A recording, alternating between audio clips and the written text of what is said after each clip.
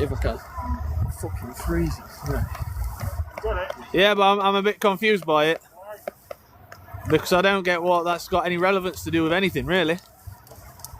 Every single person from this protest has gone over for a curry or a kebab. And what's wrong with that? Are you trying to say that we're against immigration? Because that's not true. What are you here? You're not against immigration, why are you here? Illegal immigration. Big difference. Well, I mean, like, legal immigration is A little slim. So earlier this week when 1,200 came across on boats, that's a little bit, yeah? I mean, last year there were 43,000 people who came through what they call non-standard. Half of them returned. A large majority of that and whereas legal migration was way longer. I mean, also. Do you want to come a bit closer? I can barely hear you. I've actually been wanting to chat. Thank you. Come on. We just want to have a chat. Right, let's Go on then. So, I mean, Let me put that. What is your like? What are you doing? Largest, I want to be able to hear it. Yeah, you can hear it. largest concern? Can I pass you a microphone? No, just think we'll just stay as we are. Alright, Let's okay. just stay with this Go on for then. now. So, I can ask you a question. Yeah, go for it. So what is like? Why are you like? You hate migrant? Like, what is your issue basically with this hotel and migrants? Then? So I'm not even from this area. I've come to report on this because I'm from Nottinghamshire and we've just had the council go and put an injunction in place. Mainly down to the licensing because it's classed as a C1, which means you can't use it as residency, yeah? So I've come up here today to pass that information on to these. I've spoken to a councillor that didn't have a clue what I was on about, unfortunately. He didn't know about the licensing. He didn't even know what licence that's running under. On the building. Pardon? Injunction on what? On the building. On the hotel. Yeah. So for a C1, you've got to come and go within 28 days, yeah?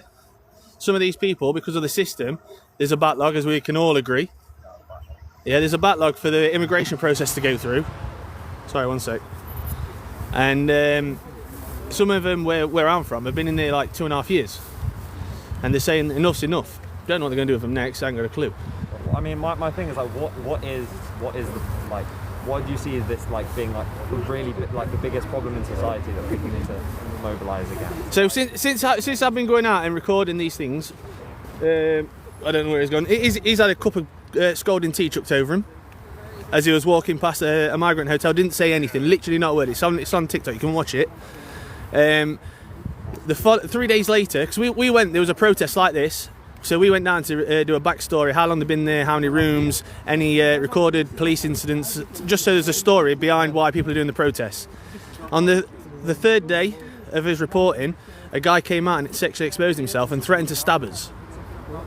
I sent the last bit of footage off to the police this morning, to Derbyshire Constabulary, as they pass it to CPS. You're saying that because there's someone, so because like one person does something bad, that all migrants? No, absolutely not. Absolutely not. So going back to the one in Nottingham, yeah, I try and talk to people. I try and get sides from everyone, which is why I'm grateful you've come forward. I'm not happy that I can't like probably hear you properly, but regardless, I spoke to someone and he struggled, massively struggled. He was dead excited. He looked autistic. Yeah, the best way to describe him. Eventually, he calmed down, and he pulled up his emails. And what he was saying was, he was shot in Sri Lanka, and he looked like he was unalive. Yeah, I've got to be careful because I'm live streaming. He looked unalive, and he was showing us all his wounds. That's the kind of people that need the help, right? Yeah. There's a need out there. But on the flip side, I was for this guy. This guy wanted photos with us and everything. So we have photos with him. He wanted cuddles. We gave him a cuddle. I ain't got a problem with that. But for his own safety and the other people's safety, he needed. For example, if you had a mental capacity issue, you'd expect care, wouldn't you? If it was that extreme. So you're going with it. Is there a drain on the state? Kind of argument. No. I'm not saying they're a drain on the state. What I'm saying is, some people need the support and care. Some people need genuine asylum. When I interviewed someone from Derbyshire, the Sandpiper, which is where we had the incidents from, we asked the guy how long he'd been over here. He'd been over here 9 months. I asked him how much he paid. It was cheaper than what you hear on the mainstream media. He said €500. I says, what's your country of origin? He said UPI, and I didn't have a fucking clue where that was. What? UPI, south of France. I had to Google it. So my question then is, what they're fleeing from south of France? I mean, I'm not really seeing the broader point though. I mean, because like you can name like a specific incident of someone who's come here illegally and maybe they shouldn't have it, but in terms of like this is a massive problem in society that needs to be corrected. The state needs to be extreme. Like I'm not seeing that. Whereas like there are loads of problems in the world. We went to Loughborough to report on one of them, and that was a women and children's one. Absolutely superb. Absolutely superb. But then when you get to other hotels and it's men only, and the locals are raising concerns and saying they feel intimidated, they've had issues where they like playing cricket and stuff. I've heard that this argument. What I struggle with is to believe that people on your side are like people that are like super concerned about like safety for women and sexual violence in society generally. For some reason they only seem to be bothered about it when it's from brown people. No, I get that. I get that. But my background is that I used to be a paedophile hunter. So I've literally tackled hundreds of men of all races, all origins, all religions, all beliefs. And people say, oh, why don't you protest? Look on my Facebook page, you'll see me protesting outside anyone's address, like literally anyone's address. Because for me, safety of children, women's rights and all that to me is paramount. Paramount. Yeah, but I don't see I'm saying that. I mean, not that literally always these individuals, but I mean this side, people on this argument generally. I feel like generally people on the right tend to not really care about those issues very much. So it's kind of ironic that suddenly when it's done by migrants, there's suddenly an up in arms about it. It was like, have you ever thought about like the culture of like sexual violence created by men in our culture generally? Like, do people think about that? Probably not. They're suddenly just like, oh, it's brown people, we don't understand them. Do you know why? It's like I don't know, it's like a way the media it like paints a picture. The media portrays it, doesn't it? Point a direction. There's always been this thing, like you can see like with fascists in the 30s and the 40s, of they like create this image of that like foreigners like dirty and like different and diseased or whatever. And I feel like it's kind of this, it's the same narrative. No, you know what I mean? Like it's the same semiotics, it's the same kind of thing. Do you not? Yeah. Right, so I'll flip this one to you then, yeah? You're saying that what we're doing is fascist, racist, blah blah blah. I'm not pushing it quite as far as fascist. I mean, I feel like some of you guys were shouting it, yeah. Some of you are fascists. Probably. So some of them. So what's right is so what? Yeah, they might be angry because Keir Starmer is. Keir Starmer's a knobhead. Thank you. Come on. Obviously. I think there are some things we can agree on. There is. This is why when we was outside Chesterfield and was literally this close to each other. The right started chanting Keir Starmer's a wanker. The left started chanting it, and it was absolutely brilliant because when people talk and have dialect, there is a lot of common ground. A hell of a lot of common ground. There is a lot in common. But by you guys coming over here and shouting, you're fascist, you're racist, I'm not saying you did because I don't know who was, most of you got face masks on. Yeah, you're then tarnishing everyone over there. And you're saying that we're tarnishing everyone in the hotel like that. So you guys are tarnishing us for possibly a minority of people who could be, for all I know, there could be a Combat 18 member there, I don't know. Or a National Action, yeah? I ain't got a clue. But there might not be. But because someone might be there, all of a sudden we're all racist, we're all fascist, we're all Nazis. But yeah, I mean, but you can see why people might think that, you know what I mean? No, I get that. But what I'm saying is, if you're saying that we're all that because we're saying that about them, that would mean that you're categorising everybody for one or two people. Yeah. And well, I suppose you're there by choice. It's not like you're like a racial or gender or like some group just in society. Just like you're there by like affiliating by choice. What do you think going forward would be the best way?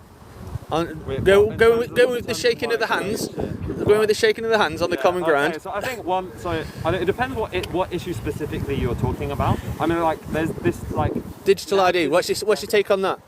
Well, I'm not a fan of. I'm like, do you love the state? I feel like some of you guys probably don't love the state and believe that they're all benevolent being. Like, I don't think the state is an all benevolent being at all times. So I'm not a massive fan of digital ID. I don't know about you. No, I'm dead against it. Yeah. Dead against it. So I mean, it depends. I mean, if like in terms of specific things about women's safety, like if that's really why you're all here, there are loads of options, right? You could just increase the police presence. You could have like a different like way of what's the word? Like different more thorough background checks. Yeah. You could do like events, courses, and classes about like. Would you agree? Would you agree if I said to you, if we deported every immigrant, this country would crash? I mean, in some ways, bad things would happen, like for the economy and like. We wouldn't survive, would we? We're built on immigration. Immigration is an important part of the economy. It is, 100%. So, again, we've got another bit of common ground. So, most people that I speak to, which, to be fair, it's very rare that someone from your side wants to speak. It's normally a banner in your face and police pushing us away. So, I really do appreciate this. This will be uploaded onto YouTube uncut, literally uncut. So, what would you say? Because you touched on better policing, well, more policing, better background checks. So if it's to secure the safety of people, and if that's what these lot are saying, wouldn't it make sense to use some of the old MOD sites? The what? The old MOD sites, the ones that have been disused, but they're still there. So they had one in Lincolnshire, which has just been turned into a mass asylum centre. They're out of the way of the public. Obviously, the Serco and the government can still fund them to give them the food. Otherwise, Do you think they're a good idea? I think that'd be a brilliant idea. And I genuinely think until the government sort out the issues, people would be a lot happier. They're not going to be happy that people are still coming in illegally, but if they're in like a centre where they can't openly walk out and do the things that people are being accused of doing, I think that would genuinely make a massive difference. I mean, yeah, cool. I think, like, I'm glad you have a sort of productive solution that's not. I mean, because I feel like some people on this side, their answer is just deport. I mean, even what's his name, the guy who's in Reform. I mean, not Nigel, but who basically said we should get the army, like, at what the earliest big Tommy, not the most recent big Tommy Robinson march, the first one where like there was like 10 or 15,000 of the far right.